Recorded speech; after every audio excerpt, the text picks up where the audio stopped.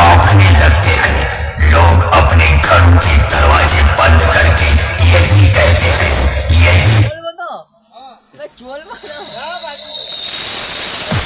बेटा ये वो नाम और आवाज है जिसे सुनकर लोग थर थर कांपने लगते हैं और ना जाने कितने लोग मेरे खौफ से कांपने लगते हैं। लोग अपने घरों के दरवाजे बंद करके यही कहते हैं, यही कहते हैं, बाप रे बाप आज फिर आसमान में काला बादल छा गया, क्योंकि मेरे मोहल्ले में आज फिर वही कॉन्टेक्ट डाउकी बाजार से एमजी साउंड आ गया। तारों का काम MG sound I am no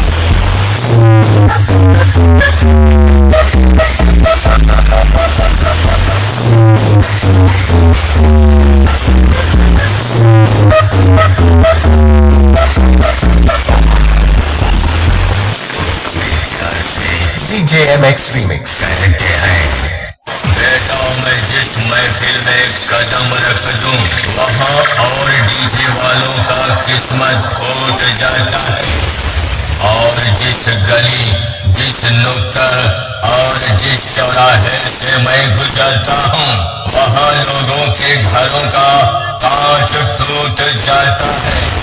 और तो और वहाँ के लोग बस यही कहते हैं, लगता है कि आज तो बिन बादल के बरसात हो जाएगा, क्योंकि आज फिर से अपने शहर में आवाज का बादशाह आ गया।